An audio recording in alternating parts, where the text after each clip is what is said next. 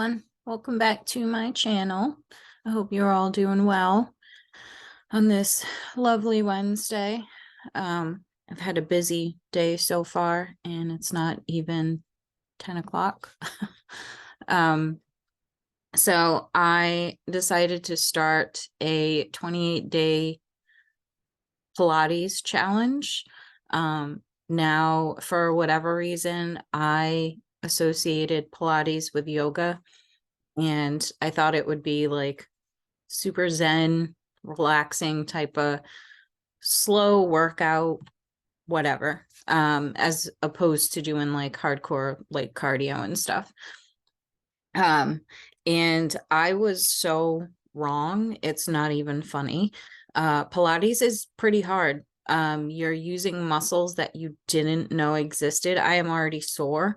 And this is like day one, only like an hour and a half after doing it.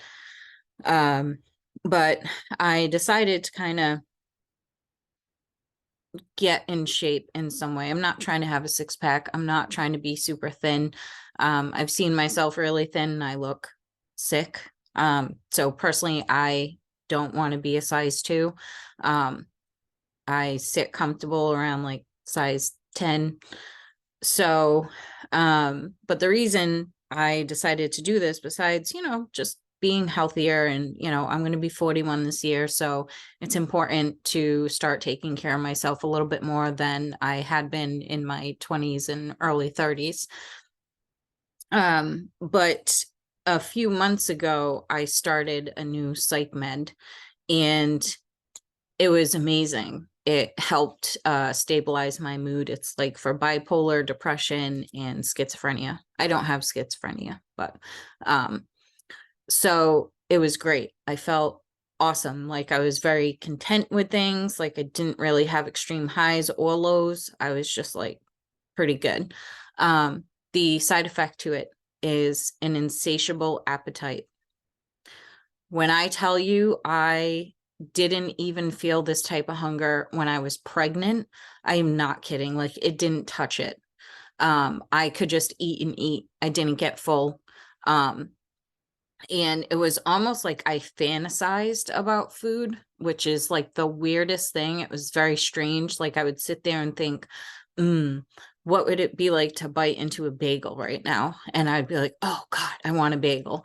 And so this went on for like a whole month, because I had to trial that specific med before possibly getting that med that has something else in it that counteracts the insatiable appetite. So during that time, that's like a whole, like a little over a month where I was eating nonstop. I'm also kind of a nighttime eater, which is even worse. So I would eat all through the day, and then at night it was like almost, I just couldn't stop eating. Like while watching shows, it was like, what can I have next? What can I have next? So during that time, I didn't gain a lot of weight, but I just felt uncomfortable. So I've been on the Lybalvi for the past like 2 months. So I've kind of evened out. I'm good. I've done a lot better with like eating. I don't have the best eating patterns. Like sometimes I'll go most of the day without eating, excuse me, which is not good because your metabolism needs, in order for it to kickstart, you need to have like things throughout the day, and it keeps it kind of working. So I'm not doing too well with that, where I'll go most of the day not eating much, and then at night I'll have like a big dinner, which you should technically have a big lunch. So anyway, so I'm trying to just do a little bit better, and I have to try and figure out like healthier things to eat, to snack on. So it's a work in progress, but I started the challenge today and I felt really good. I felt incredibly motivated after I did it. I was like, this, as tired as I was, and as much as I just wanted to come home after dropping the kids off to school, I wanted to hop in the shower, I wanted to have a hot cup of coffee, sit down, watch some TV. It was like, no, you're not going to do that, or you're not going to go lay down after you shower, because that was a habit that I kind of got into. And some days I still do. but I realized it's not that I'm tired, it's I'm bored. I don't know what to do with myself. And like I had talked about previously, when there's so many things that I could be doing, I don't know how to break it down.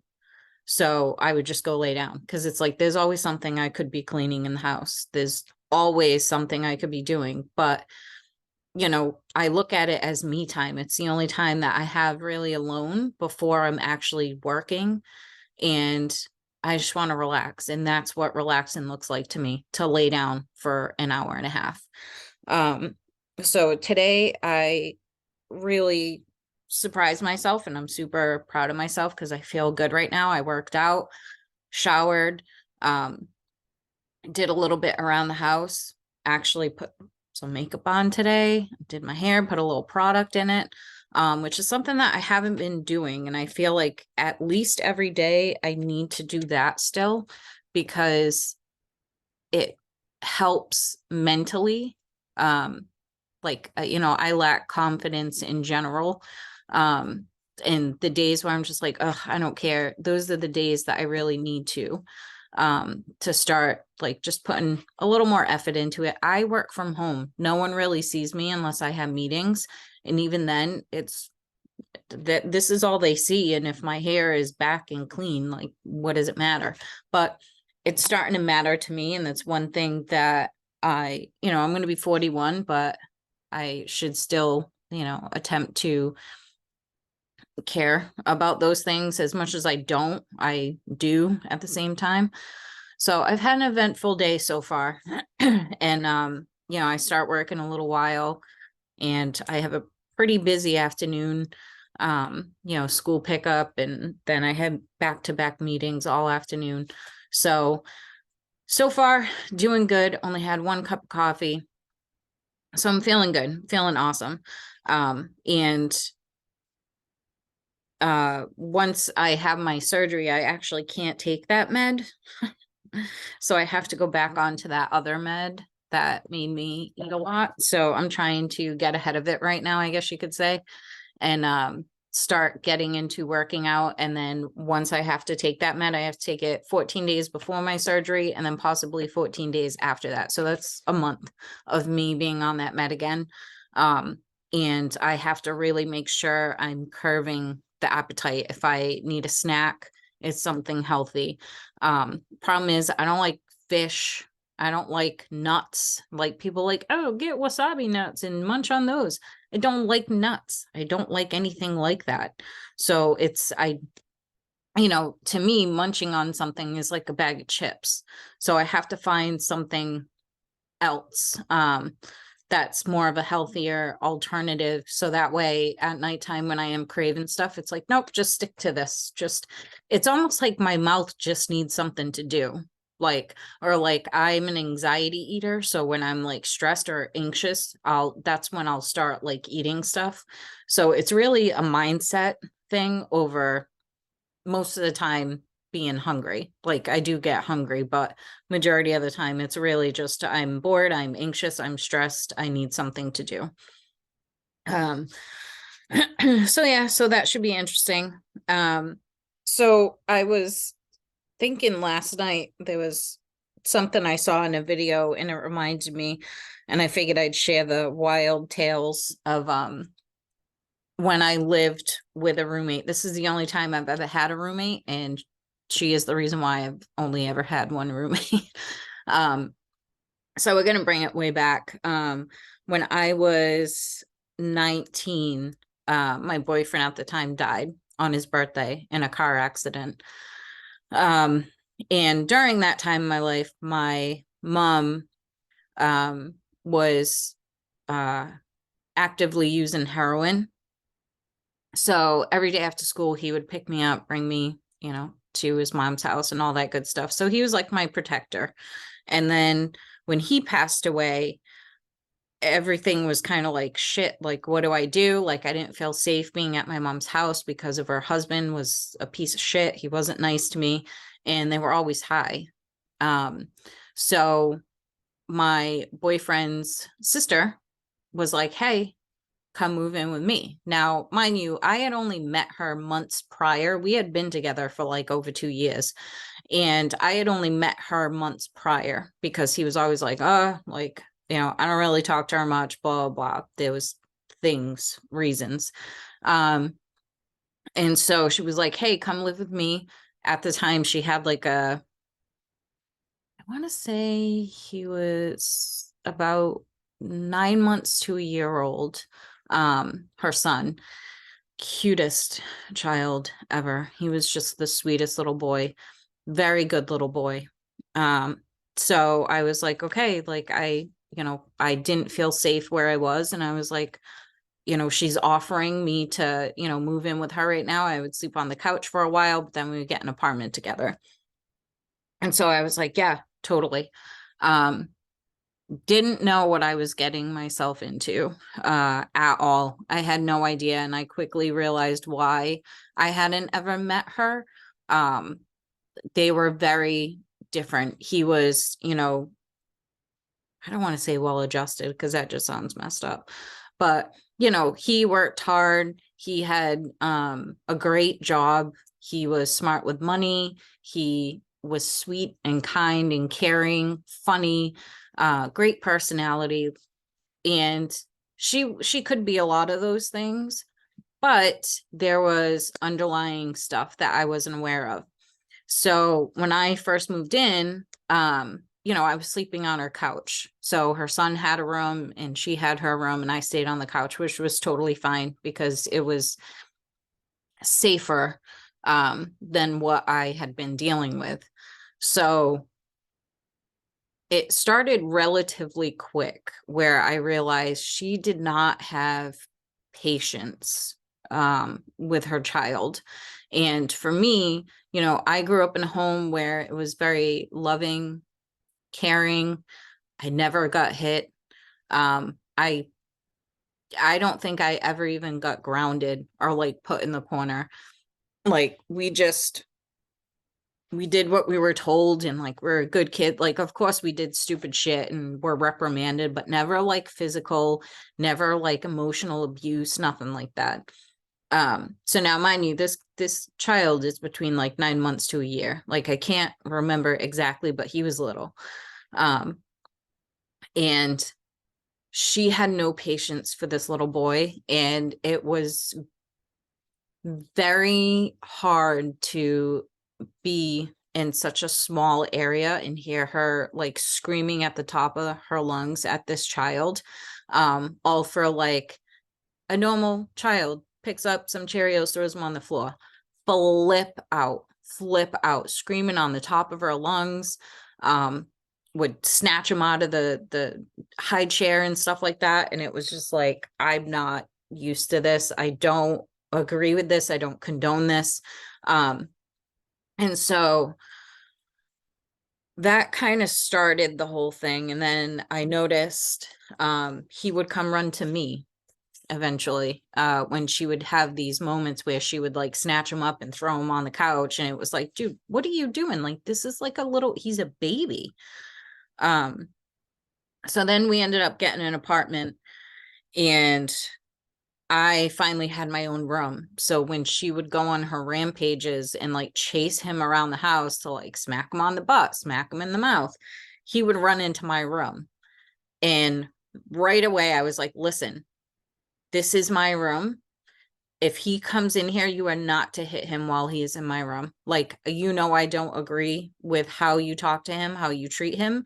And she would be like, he needs to learn. I'm his mother. He needs to have respect. And I hate the way, like, there are people that think that way. And it's like, he is a child. He is still learning. You have to teach him behaviors and how you're going about handling when he does something wrong. This is going to be a learned behavior for him. Like, he's going to carry this with him. And so whenever she would start, he would come running in my room and he'd be like, Titi, and, crying or whatever. And I'd scoop him up and I'd close my door and she would not come in. He would just stay in there. And so it was almost like it made her feel better if he came in my room, because then she didn't have to deal with him. And I was fine with that. He was just the sweetest, cutest little boy. So all that went on nonstop, not to mention, this is right after my boyfriend died. So she kind of introduced me to the club scene and doing some drugs and stuff like that. And now I grew up in a family where everyone does drugs. Everyone has mental health issues, both sides of my family, and everyone has substance abuse. More so on my mom's side, but my dad's side, very, very little bit. In alcohol, not drugs. My mom's side was drugs, everything, just everything. So, I dabbled a bit. We're going out a lot, and she was just very opinionated. And there's nothing wrong with being opinionated. The issue is when you try to jam it down someone's throat because you're right and everyone else is wrong. And so we would go out, and this would cause like issues. It got to the point where I didn't want to go out with her anymore because it was like I never knew which version she was going to be. If she was going to be the fun and like, yeah, we're dancing and whatever, or if she would be in the mindset that she was going to just do things to piss people off to get a rise out of them. I'm not a fighter. I think it's stupid. I feel like if you don't like someone, just walk the hell away because you fight them and you still don't like them. So what is the point? That's always been my mindset. I grew up in a very rough area and I saw a lot and I just never really understood it. So back to living with her, we're going out a lot and stuff like that. And over time, I noticed this was like the other thing too. Like we would go grocery shopping and everything was split down the middle. I had a job, so it was like totally like, why wouldn't we split everything down the middle? The problem was within the first day or two, everything would be wiped out as far as snacks. All that would be left is the things that we were going to have for dinner, and like lunches for work. Everything else plowed through. And she always stayed super thin. And I was like, some people like that. Some people can eat whatever they want, and that's, not a big deal. But it took me a while to realize that she was binging and purging. And it literally was only 2 months before I ended up moving out abruptly. And I remember hearing her in the bathroom, and this was like maybe 4 hours after we got back from grocery shopping, and I went to go get something that I personally picked out that I wanted, because that was the other thing. She was very controlling. It was like, well, you can pick out 2 things for like your snacks. And it was like, you fucking kidding me? But I was young and everything in my life was pure chaos. Everything had been turned upside down when he died. So it was just like, I was just kind of numb and just going through it. And I just didn't have a fight in me. It was just like, yeah, okay, whatever. I'm naturally very passive too, so that doesn't help. But I went to go get something that I had picked out, and I heard her in the bathroom, and it clicked. I was like, are you fucking kidding me? I'm spending all this money every week to go grocery shopping, and then you eat everything and puke it up. Like, are you fucking kidding? And then she came out of the bathroom and grabbed a bag of chips, and I'm like, dude. So obviously that's a disease. She had a lot of mental health issues. She had that whole thing going on. So, when I tell these stories, I try to be kind because as someone that struggles with mental health too, I know we don't choose to be this way. It was more of a personality clash that I had with her. The way she treated her son, the way she parented in general, the fact that if she dated people, they were allowed to reprimand him, which I don't agree. I don't care how long you're with someone. Your partner should never be able to, and I'm talking like mental abuse, verbal abuse, physical abuse. Like it's one thing, like if my son's being loud in the other room and my boyfriend gets up and he's like, dude, you gotta come down. Like that's totally fine. You know what I mean? It's something that I would say, and he's been with me long enough where he knows what I would say. And usually I try and jump in front of it before he even has to, you know what I mean? Cause it's like, that's my job to discipline them. And not even discipline, it's such a strong word for what Like I actually have to do, I have very awesome kids, you know what I mean? My younger one's a little loud, um, when he plays like video games and stuff, but she would let them have free reign. And she ended up having 3 more kids, and it was the same way, you know, different dads, um, none stayed in the picture. And it was just like whoever she dated, it was like automatically that they fell into that stepdaddy role. And I just don't agree with that at all. I don't really think that no matter who you date, they shouldn't be able to do those types of things to your child. Your child is your responsibility. They look to you for protection. And so to just have random people coming in and out of their life, um, doing those things, it really bothers me. Like I'm just I'm really not okay with it. And so that became very difficult. Um, and while I lived there, he was in my room a lot. He came to me a lot, and I just loved having him around. And so when I ended up abruptly leaving, because that's a whole nother story. But I had touched on it the other day about when I moved to New Hampshire with my friend to be a nanny. Um, everything with my roommate was just, it was too much. There was so much going on. It was like I had dropped out of school when Chad died, and it was like I was just stuck.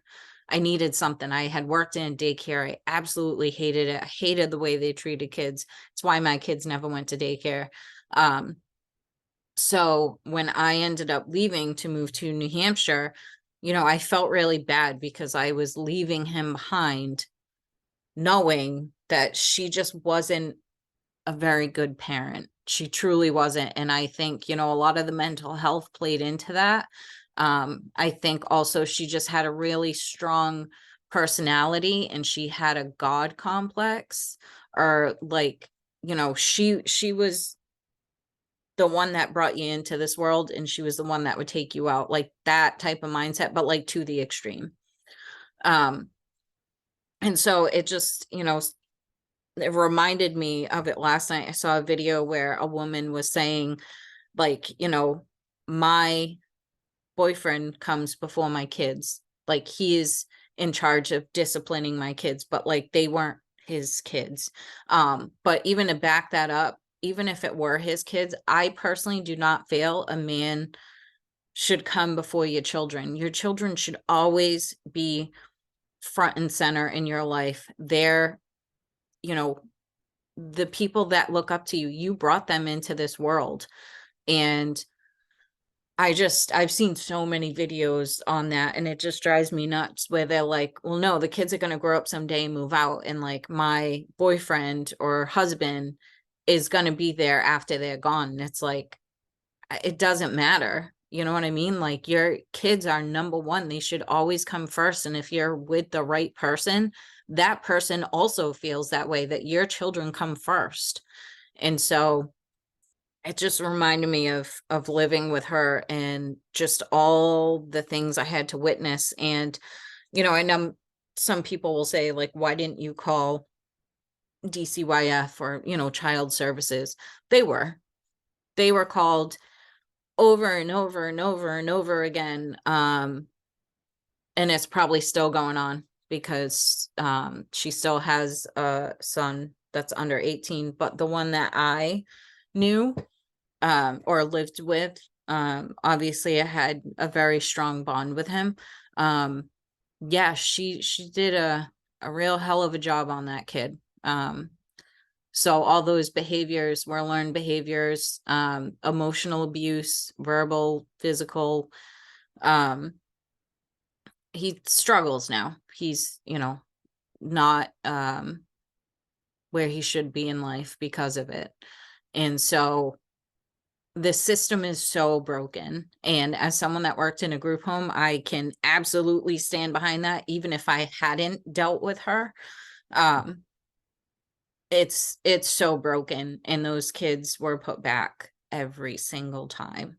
No matter how extreme the situation was that DCYF got involved, they were still put back because the courts want to always reunify with the mother. Usually they always side with the mother.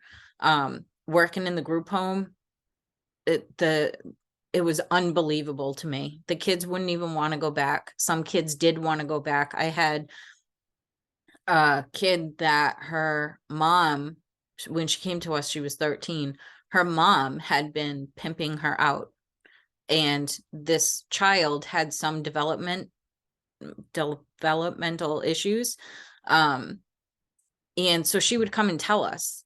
So she would go for a visit with her mom, who was homeless, staying at her like aunt's house or sister's house or whatever. She would go there for the weekend, and then she would come back and tell us like, oh, my mom invited this guy over and I ended up getting money. My mom split the money with me. And I was like, getting money for what? And then she would go into detail because she didn't know any better. And she ended up being put back in her mother's care. Like, they knew, we documented it. We had pulled visitation for like months on end every time we allowed her to go back because we had to. She would do the same things. And for, sad reasons, this little girl thought it was the way that her mom showed love by allowing her to make money for them, and she would get a little cut of it. And to her, that made sense. And so the system is so broken, and these poor children fall through the cracks. And yeah, it's a bigger problem than I think most people realize until you've actually dealt with it or worked in the system, and how corrupt it is, and the bare minimum that they have these parents do to get the kids back is like, it's horrible. So yeah, it made me think of all that and all the craziness, like even down to she hated my music. I liked alternative rock, stuff like that. And she only liked hip hop, like only hip hop. And so if I had my music on in my room, not even blasting, if she could even hear the tiniest bit of the melody or the beat, she would knock on my door. Can you turn it down more? I'm like, dude, it's not even loud. She's like, but I can hear it. I can hear it. I don't like that music. Like, it's fucking horrible. Ugh.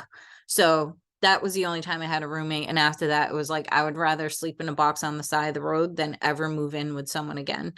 And I did make that mistake one more time, years and years, probably like 16 years ago or so. And it was a very short period because he was also psychotic and manipulative. He was a narcissist. It was a very quick stint, and it was like, oh, that's why I just don't know how to pick roommates that are mentally stable. I'm not saying I'm mentally stable, but should I try? I'd take meds. It was just like, oh my God. So yeah, so I just wanted to kind of share that, and curious what other people think. I'm curious, but also at the same time, I don't want to know, because I think so many people think in that way where your children come second to the person that you're with. And this is both male and female, you know what I mean? It's not just like women doing that, like men do that too. They get a girlfriend, they're like, okay, like you can, and I'm so against that in every way possible. And it's difficult. It's been difficult in my world too. So that's just my opinion on it. Your kids, you brought them into this world. You're supposed to protect them and show them the right ways to go about handling your feelings and handling situations. And if you don't, you're setting them up for failure.